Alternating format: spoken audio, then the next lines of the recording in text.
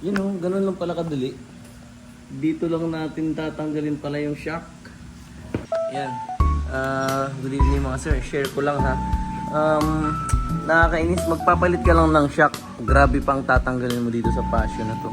Ayan oh. So, mas maganda sana. Kasi dito inilis ko na rin dito yung nakaharang eh. So, maganda kung dito na lang sana. Anong purpose ng butas na to? So, ang naisip ko ngayon, yung nut neto sa likod, para mas madali na sa susunod magpalit. Ayan o. Iispatan ko na. Nung unang baklas ko na ito, kasi nagpalit ako ng shock. Ngayon, wala. Trinay ko lang. Ibabalik ko yung original na, na shock. Nandun. Ngayon, ito, plano ko, i-spot ko tong nut na yan. Yan o. Dati nilagyan ko na yan ng glue eh. So, bumigay din yung glue, steel epoxy. Trinay ko lang para kung sakaling magpapalit ulit ako ng shock sana, mas madali na. So, ayan o.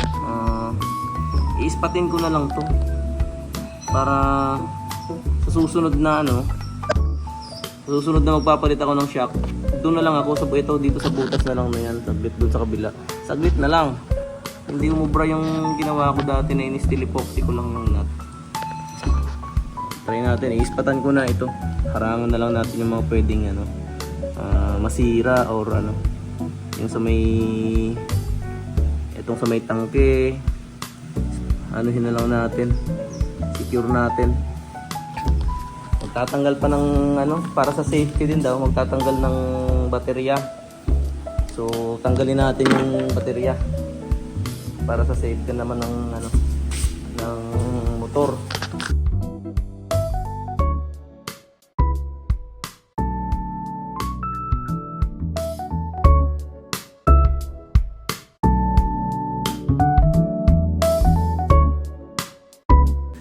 Ito na lang nag-isip kong paraan kaysa plano ko sana tanggalin itong tangke para medyo maluwag dun sa loob. So, eto kita nyo ba? Yan yung ispatan ko. Inano ko na lang. Sinapinan ko na lang ng mga karton yung mga pwedeng matamaan. So, kunting spot lang naman gagawin ko dyan, dalawa. So, yan na. Anuhin natin. Maganda sanang pati sa harap malagyan maispatan eh. Try natin, isa dito, isa sa harap.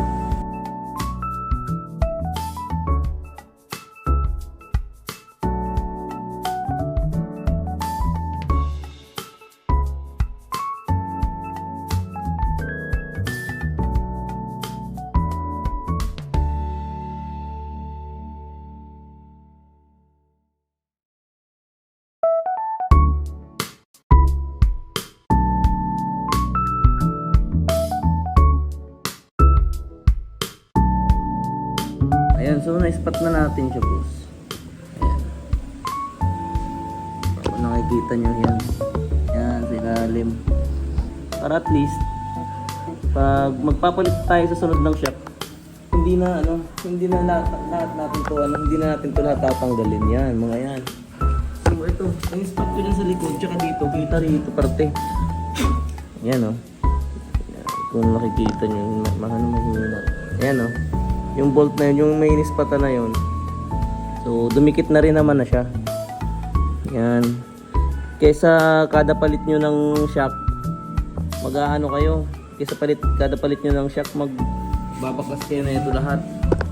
So, ang hirap kung ganun. Yung ito, okay na. Pagkit na lang siya. So, ito yun. Ayos na. Dumikit na siya.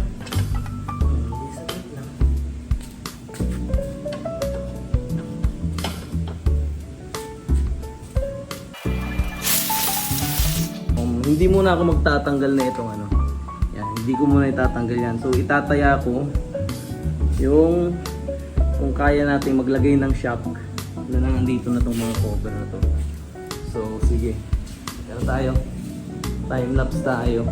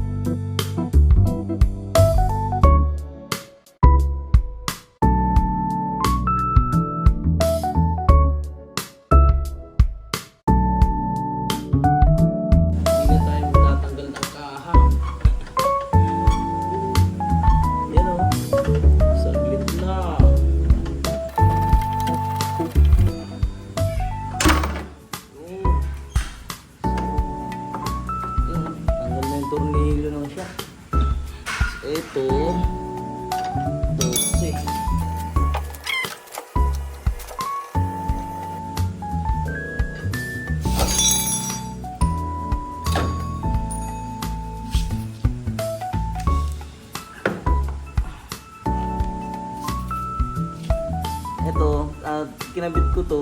Ngayon nasira na. Tinanay ko lang kasi yung ride height niya. So, palit tayo. Babalik ko yung stock. Bilis lang. Dito lang pala oh. Hindi na tayo magtatanggal ng gata.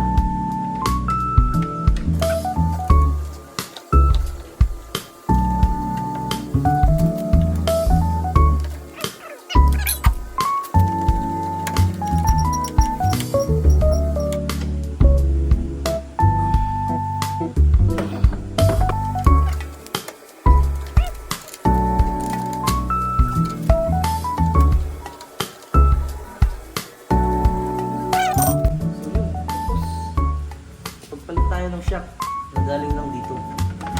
Ganito kadali lang magpalit ng shock. Sa dito. Yamaha Fast.